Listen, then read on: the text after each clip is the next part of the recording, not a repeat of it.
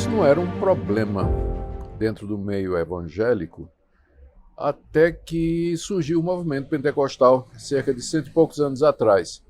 Não é que antes disso não tivesse existido algum questionamento. Por exemplo, bem antes do movimento pentecostal, teve um pastor presbiteriano chamado Edward Irving, que entendeu que Deus estava restaurando todos os dons do Novo Testamento à sua igreja, e inclusive o de apóstolo. Então, na igreja dele, ele colocou apóstolos, profetas, gente com dons de curar e etc. Foi disciplinado, naturalmente, pela igreja presbiteriana e morreu no exílio aos 30 e poucos anos, doente. Além disso, sempre teve movimentos dentro da igreja mais místicos que reivindicavam de uma forma ou outra algum tipo de profecia ou profetismo.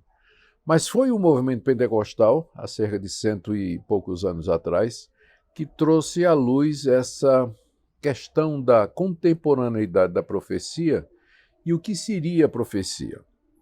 Então, o maior desafio que a igreja cristã hoje tem é de avaliar esse fenômeno que é muito comum no meio pentecostal, avaliar à luz da Bíblia e ver se de fato é alguma coisa que está vindo de Deus, porque ninguém quer ir contra Deus. Eu não quero me ver lutando contra Deus.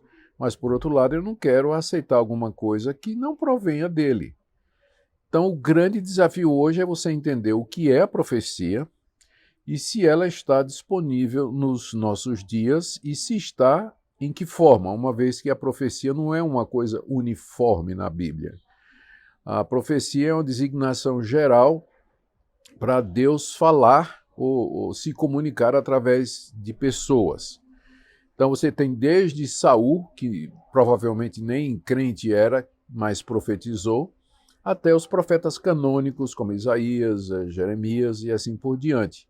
E no meio você encontra referências a profetas que exerciam alguma atividade mais breve no âmbito local, que profetizou somente uma vez e depois não mais.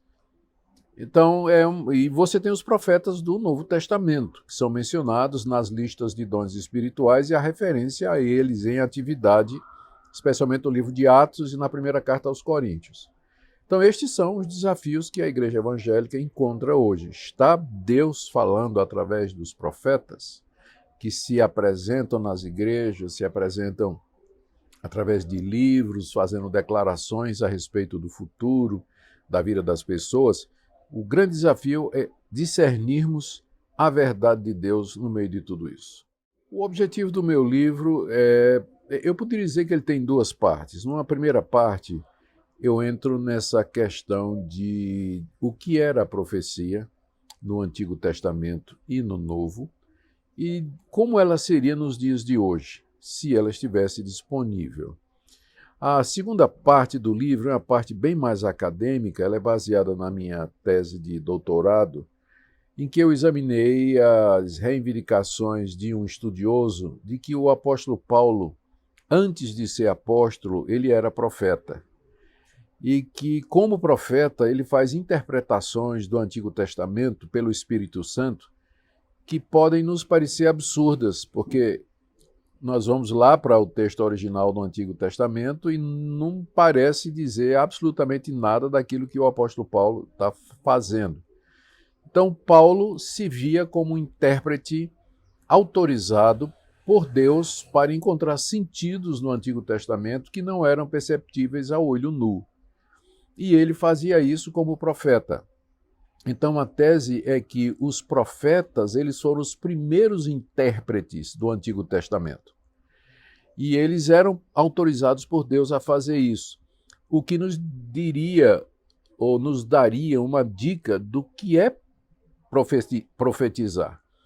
Então, eu vou para a linha que a função principal do profeta, eu vou seguir nessa linha, de que a função principal do profeta, tanto no Antigo Testamento como no Novo, é trazer a revelação de Deus a respeito do significado de revelações anteriores. Quando você pensa na construção do cânon do Antigo Testamento, primeiro veio Moisés com a lei. E em cima de Moisés vieram os profetas e posteriormente os escritos, né, a divisão tripartite do cânon hebraico. Boa parte do trabalho dos profetas no Antigo Testamento era interpretar Moisés e dizer ao povo de Israel: olha, se vocês continuarem nesse caminho, de acordo com o que está escrito, vocês vão sofrer as consequências. E eu entendo que no Novo Testamento essa função permanece. Os profetas provavelmente foram aqueles que, primeiramente, se dirigiram aos cristãos dizendo: olha, assim diz o Senhor, está escrito, vocês devem caminhar dessa forma, vocês não podem andar dessa maneira, vocês devem entender que Cristo morreu pelos nossos pecados segundo as Escrituras, ressuscitou segundo as Escrituras. Então, a tese que eu foco no livro é que Paulo, ele quando interpreta o Antigo Testamento, as Escrituras, ele faz isso mais como profeta do que apóstolo. Essa é a tese. Eu caminho com essa tese até o momento, porque eu acho que ela, se levada às últimas consequências, vai colocar os profetas acima dos apóstolos, que eram a autoridade maior. Então eu diria que, como parte do equipamento apostólico, havia esse dom de interpretação carismática do Antigo Testamento, que habilitava Paulo, Pedro, João a encontrar o verdadeiro sentido das Escrituras do Antigo Testamento, que a princípio não estariam visíveis ou discerníveis ao cristão comum.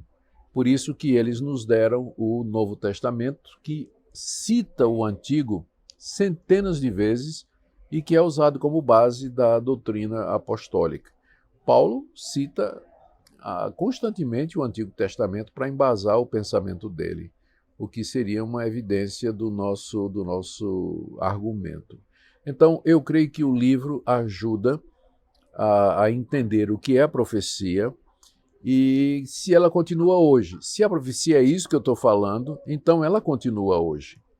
Só que não na forma como é feito, não é? Na hora que um pastor ele está, pelo Espírito Santo, interpretando as Escrituras, trazendo o sentido do que foi escrito e fazendo uma aplicação com autoridade para a sua audiência, ele está agindo como um profeta. Ele está agindo como um profeta.